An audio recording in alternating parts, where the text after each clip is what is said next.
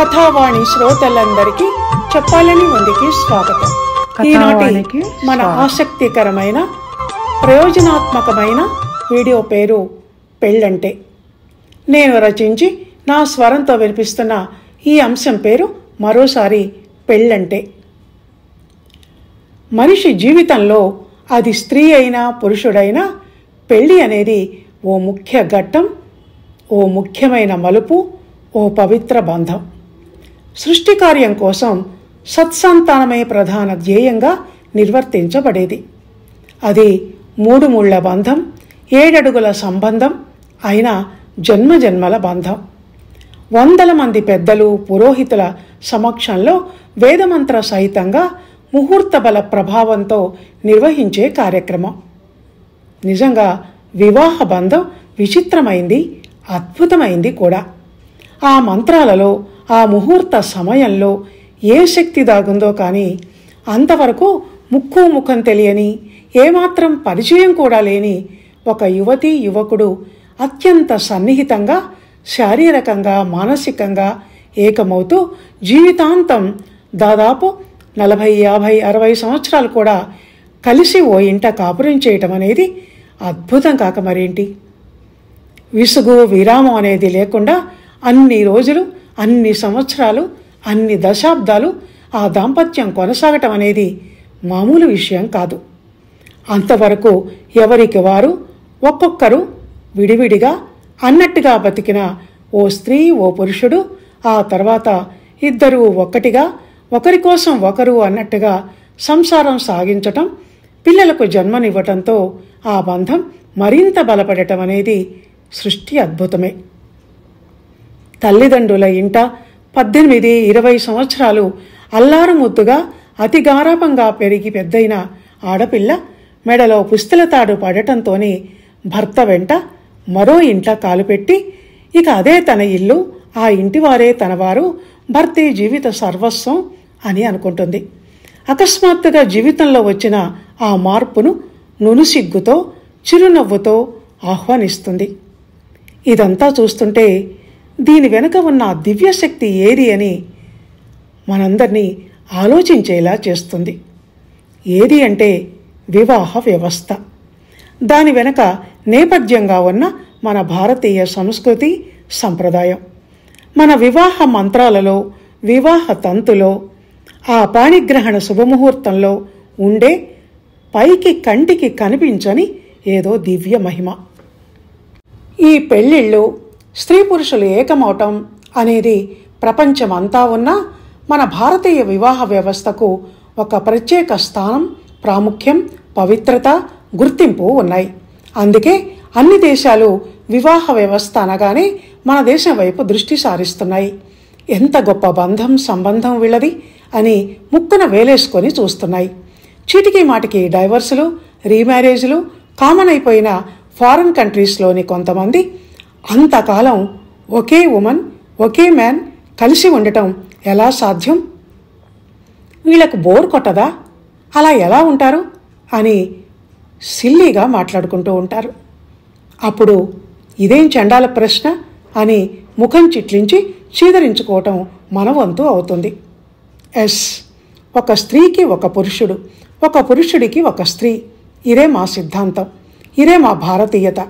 రాముడికి ఒకే భార్య అన్న పురాణ సంస్కృతిని నరాల్లో జీర్ణించుకుని పుట్టిన వాళ్ళం మేము.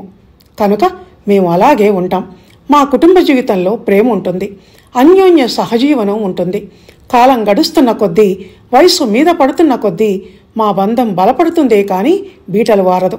మేమిద్దరం కలిసి ఉండి సంసారం అనే బండికి 2 చక్రాలుగా, 2 కాడెద్దులుగా ఉండబట్టే మా భారతదేశంలో పుట్టి పెరిగిన పిల్లలు, యువత మంచి మానసిక ఆరోగ్యంతో కుటుంబ జీవితంలో రక్షణ పొందుతూ పెరుగుతున్నారు. మీ పిల్లల్లా 18 ఏళ్లు రాగానే బంధాలు తెంచుకొని ఫ్రీడమ్ ఫీల్ అయిపోతూ విచ్చలవిడిగా తిరగటం లేదు. ఏకాకి బతుకుల కారణంగా మెంటల్ డిప్రెషన్స్కు గురై దాని నుంచి బయటకు రాలేక సైకోలుగా మారి ఎవరి మీదో కారణం లేని కసి, పగ, ద్వేషాలతో గన్ కల్చర్ బారిన పడి నేరస్తులుగా మారటం లేదు అని మన కుటుంబ వ్యవస్థ గురించి మనం గర్వంగా గుండెల మీద చెయ్యి వేసుకొని మరీ చెప్పుకోగలుగుతున్నాం.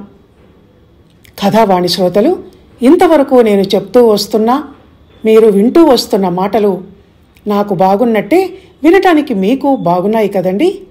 అయితే ఇదంతా గతంగా మారిపోయే ప్రమాదకర సూచనలు ఈ వర్తమాన యుగంలో కనిపిస్తున్నాయి. కనుక ఇక్కడ మనం కొంచెం ఆగి ఆలోచించి విశ్లేషించుకుంటూ ముందుకు పోవలసిన అవసరం ఉంది. ఎందుకంటే కాలం మారుతున్న కొద్దీ మనుషుల ఆలోచన విధానంలో, ఆచరించే కార్యాలలో, భావాలలో మార్పు రావటం అనేది సహజం. దాన్నే కాల ప్రభావం అంటారు. ఇదిగాక విదేశీ సంస్కృతి ప్రభావం కూడా మన మీద ఉంటుంది. ప్రపంచం అంతా ఒక దగ్గరికి వచ్చి ఒక కుగ్రామం అన్నంతగా రాకపోకలు, వస్తు రవాణా, ఆదాన ప్రదానాలు అధికమవుతున్నందున ఆ ప్రభావం కూడా మన మీద పడే అవకాశం ఉంది. ఇది ప్రేమల కాలం, లవ్ మ్యారేజీల కాలం, డేటింగులు, రిజిస్టర్ మ్యారేజీలు ఆల్రెడీ ఎక్కడి నుంచో మన దగ్గరికి విమాన ప్రయాణం చేసి దిగబడిపోయిన కాలం. కనుక ఫాస్ట్గా మన సమాజంలో, వివాహ వ్యవస్థలో, కుటుంబ వ్యవస్థలో అవాంఛిత మార్పులు రావటం మొదలుపెట్టాయి. మోడర్న్ కల్చర్ ఎప్పుడైతే ఒక అంటువ్యాధుల ఒకరి నుంచి మరొకరికి వ్యాపించిపోతోందో అప్పుడే మన వివాహ పద్ధతులు, వేద మంత్రాలు, వేడుకలు, వైవాహిక సంబంధాలు అన్నీ కలుషితమైపోవటం లేక కనుమరుగైపోవటం జరుగుతోంది. పెళ్ళి అన్న మాటకు అర్థం మారిపోయి అదో తంతులా కాక అదో ఆటలా, ఆషామాషి వ్యవహారంలా, ఇంకా చెప్పాలంటే వెకిలిగా, జుగుప్సాకరంగా తయారవుతోంది. ఓ వేలం వెర్రిగా మారిన, ఓ హిస్టీరియా వ్యాధిని తలపిస్తున్న ఈ కాలం పెళ్లిళ్ల గురించి ఓపెన్గా మాట్లాడుకొని మనం చర్చించుకోగలిగితే దీనికి 1% పరిష్కారాన్ని మనం కనిపెట్టగలిగిన వాళ్ళం అవుతాం. ఆ ఉద్దేశంతోనే నేను చేస్తున్న చిన్ని ప్రయత్నం ఈ వీడియో. ఈ మోడ్రన్ యుగపు పెళ్లిళ్ల గురించి మాట్లాడుకోవాలంటే గతవైపుపు పెళ్లిళ్లను ఒక్కసారి పునశ్చరణ చేసుకోక తప్పదు గనక ఇంతవరకు ఇదంతా చెప్పవలసి వచ్చింది. కాలంలో మార్పు అనేది సహజమని ముందే చెప్పాను గనక నేను మరీ వెనక్కు పల్లకీల మేనాల పెళ్లిళ్ల యుగానికి వెళ్ళటం లేదు. కొంచెం వెనక్కు మాత్రమే వెళ్తున్నాను. ఈ సందర్భంలో నాకు ఒక సినిమా పాట గుర్తుకొస్తోందండి. పెళ్ళంటే అని హీరోయిన్ అడిగితే ఆమె చెప్పిన సమాధానం, పెళ్ళంటే పందిళ్ళు, సందళ్ళు, తప్పెట్లు, తాళాలు, తలంబ్రాలు, 3 ముళ్ళు, 7 అడుగులు, మొత్తం కలిపి 100 ఏళ్ళు. ఎంత బాగా చెప్పాడో కదా కవి. దీన్ని బట్టి ఆ రోజుల్లో పెళ్లిళ్ళు ఎంత నిరాడంబరంగా సంప్రదాయానికి మాత్రమే ప్రాముఖ్యాన్నిస్తూ జరిగేవో తెలియటం లేదు.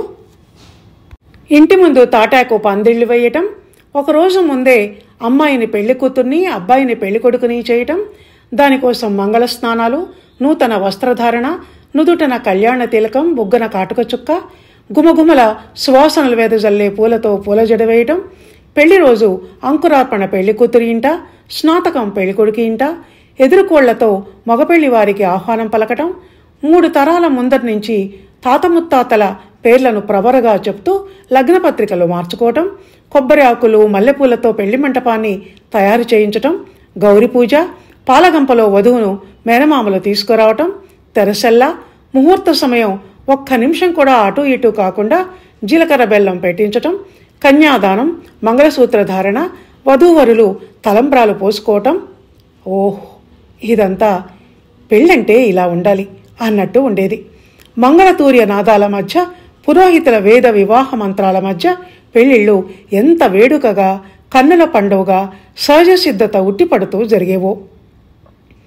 పెళ్లి చేసుకుంటున్న వధూవరుల మనసుల్లో సైతం ఇదొక వేద సంప్రదాయం, పవిత్ర కార్యం అన్న భావన కలిగేలా ఉండేది ఆ పెళ్లి.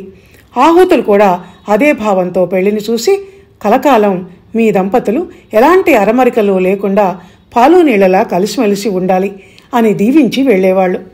దండలు మార్చుకోవటం, చెయ్యి కలిపి పాణిగ్రహణం చేయించటం, బిందెలో నుంచి ఉంగరాలు తీయించటం, ఇద్దరినీ చేరువుగా పక్కపక్కన కూర్చోబెట్టడం, కొంగుముడి వేయటం వంటి వివాహ తంతులోని కార్యాలు సున్నితమైన ప్రేమభావాన్ని, శృంగారానుభూతులను వధూవరులలో కలిగేలా చేసేవాళ్ళు పురోహితులు దగ్గరుండి మరి. అసలు నునుసిగ్గుతో, చిరునవ్వుతో, వాలుచూపులతో తల వంచుకొని పెళ్లి మంటపంలో కూర్చునే పెళ్లి కూతురు ఆ పెళ్లి తంతుకంతటికి హైలైట్ అన్నట్టుగా ఎంత బాగుండేదో. మరిప్పుడు పెళ్లి కూతురికి అసలు సిగ్గంటే ఏమిటో తెలియదు.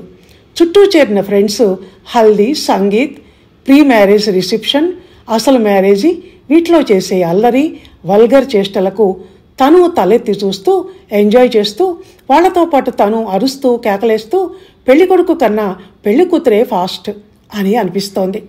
కొంటె చూపులు, కావాలని చెరువుకు రావటం, ముట్టుకునే ప్రయత్నం వంటివన్నీ రహస్యంగా పెద్దలకు కనపడనట్టు ఇంతకుముందు పెళ్లి కొడుకు పెళ్లి కూతురు పట్ల చిలిపిగా చేస్తే పెద్దలది గమనించి ముసిముసి నవ్వులు నవ్వుకునేవాళ్ళు. ఇప్పుడు సీన్ రివర్స్ కావటమే గాక వల్గర్గా తయారవుతోంది. పెళ్లి కూతురే పెళ్లి కొడుకు మీద మీద పడిపోవటం, అతని క్రాఫ్ను సవరించటం, నుదుట ముద్దులు పెట్టడం చేస్తోంది. మొన్న ఒక హల్దీ ఫంక్షన్ వీడియో చూశాను. ఇంకా పెళ్లి కాకముందే పెళ్లి కూతుర్ని పెళ్లి కొడుకు ఒళ్ళో కూర్చోబెట్టి ఇద్దరికీ కలిపి పసుపు స్నానాలు చేయిస్తున్నారు. ఇక సంగీత్ రోజైతే చెవుల్ని బద్దలు చేసే డీజీ మ్యూజిక్తో పిచ్చి పిచ్చి డాన్సులు చేస్తున్నారు. ఒక యాంకరమ్మను కూడా పెట్టడంతో ఆమె ఓవర్ యాక్షన్ వాగుడు, పెళ్లిపిల్లాడు పిల్లతో సహా వాళ్ల తల్లిదండ్రులతోనూ స్టెప్పులు వేయించటం ఎబ్బెట్టుగా అనిపిస్తోంది. ముదురు వయసులు, పెద్ద పొట్టలు, శరీరాలతో వాళ్ళు పాపం ఇష్టం లేకపోయినా యాంకర్ చెప్పిందని ఎగరాల్సి వస్తోంది డాన్స్ పేరిట. ఇక పెళ్లిళ్లలో ఫోటోగ్రాఫర్లు, వీడియోలు తీసేవాళ్లు చేసే హడావుడి అంతా ఇంతా కాదు. పెళ్లికొడుకు పెళ్లికూతురు ఒకరినొకరు ఎక్కడెక్కడ పట్టుకోవాలో, ఎంత సన్నిహితంగా పోజులిచ్చి నిల్చోవాలో అది కూడా వాళ్లే చెప్తుంటే చూసేవాళ్లకు సిగ్గుపడాల్సిన పరిస్థితి వస్తోంది. పెళ్లి కాకముందే వాళ్లతో సగం కాపురాలు చేయించేస్తున్నారు ఈ ఫోటోగ్రాఫర్లు, వీడియోగ్రాఫర్లు. ప్రీ వెడ్డింగ్ షూట్ పేరిట వాళ్ళు చేసే నానా చండాలం గురించి మరోసారి చెప్పుకుందాం. బ్రాహ్మలను పెళ్లి తంతు జరిపించనివ్వకుండా, పెళ్లి కూతురు తల్లిదండ్రులు చేయవలసిన కార్యక్రమాలను, వేడుకలను వాళ్లను చెయ్యనివ్వకుండా, నూతన దంపతులు భక్తి శ్రద్ధలతో ఆచరించాల్సిన వివాహ విధులను ఆచరించనివ్వకుండా మధ్యలో ఈ ఫోటోలు, వీడియోలు తీసేవాళ్లు పెళ్లి పెద్దల కాళ్లకు, చేతులకు అడ్డం పడుతూ ఎవరిని పెళ్లి చూడనివ్వకుండా ఇన్వైటీస్ని పక్కకు నెట్టి మరీ పెళ్లి వేదికనంతా వాళ్లే ఆక్రమించేస్తున్నారు. మన ఈ మధ్య ఎవరో చెప్తుంటే విని ఆశ్చర్యపోయాను. తలంబ్రాల కార్యక్రమం నడుస్తున్నప్పుడు ఒక ఫోటోగ్రాఫర్ కెమెరాతో సహా వాళ్ళిద్దరి మధ్య దూరి వెల్లికిలా పడుకొని పైనుంచి తలంబ్రాలు పడుతున్న సీన్ని ఫోటోలు తీశాడట. ఇది టూ మచ్ కదా అనేవాళ్లు లేరు, వాళ్ళ ఆగడాలను ఆపేవాళ్లు లేరు. మాకు పెళ్లి యథావిధిగా జరగటం ముఖ్యం కానీ ఫోటోలు కాదు అని పెళ్లి పిల్లల తల్లి కానీ తండ్రి కానీ అనటం లేదు. అందుకే వాళ్ళు రెచ్చిపోతున్నారు. అదేమంటే ఫోటోలు బాగా రావాలిగా అంటున్నారు. పెళ్లి సంప్రదాయబద్ధంగా జరిగి దంపతులిద్దరూ అన్యోన్యంగా కాపురం చేసుకోవటం ఎవరికీ ముఖ్యం కాదు అన్నట్టు అయిపోయింది. మొన్న ఈ మధ్య ఒక పెళ్లికి వెళ్ళాను. సంగీతులు, హల్దీ హడావుడి, పిచ్చి పిచ్చి ఫోటోషూట్లు ఇవేమీ లేకుండా సంప్రదాయబద్ధంగా, ప్రశాంతంగా, హాయిగా జరిపించారు ఇరుపక్షాల తల్లిదండ్రులు వాళ్ళ అమ్మాయి అబ్బాయిల పెళ్లిని. అది ఇప్పుడు రావాల్సిన మార్పు. ఎన్ని లక్షలు, కోట్లు పెట్టి ఎంత ఆర్భాటంగా పెళ్లి జరిపించారు అన్నది కాదు ముఖ్యం. ఎంత వేదోక్తంగా, ఎంత యథావిధిగా, ఎంత సంప్రదాయబద్ధంగా జరిపించారు అన్నది ముఖ్యం. పెళ్లికొడుకు పెళ్లికూతురి ఎంట్రీ రాజు వెడలె రవి తేజములెడరగా అన్నట్టు రాకుమారి స్వయంవర మందిరంలోకి అడుగు పెడుతున్నట్టుగానో ఉండటం, మంది మార్బలంతో చేసే హడావుడి, ఆర్భాటాలు ఓవరుగా, కృత్రిమంగా అనిపించి ఎబ్బెట్టుగా తెచ్చిపెట్టుకున్నట్టుగా అనిపిస్తుంది. కార్యక్రమ నిర్వహణను ఈవెంట్ మేనేజర్స్కి ఒప్పచెప్పటం వల్ల వస్తున్న అనర్థాలు ఇవి. అలా కాకుండా ఎవరి పిల్ల పెళ్లి ఏర్పాట్లను వాళ్లే స్వయంగా చేసుకుంటే తృప్తి, ఆనందం కలగటమే కాకుండా చూసే కనులకు కూడా అందంగా కనిపించి మనసు నిండిపోతుంది. అలాంటి మార్పును ఆశిస్తూ ఇంతటితో ఈ వీడియోని ముగిస్తున్నాను. ఇందులో నేను చెప్పిన మాటలతో మీరు ఏకీభవించినట్టయితే ఈ వీడియోని లైక్ చేయండి, షేర్ చేయండి, మీకు ఎలా పెట్టాలని అనిపిస్తే అలా కామెంట్ పెట్టండి. వచ్చే వారం మరో ఆసక్తికరమైన అంశంతో మీ ముందుకు రాబోతున్నాను. స్క్రిప్ట్ రెడీగా ఉంది. అందాక సెలవు. ధన్యవాదాలు.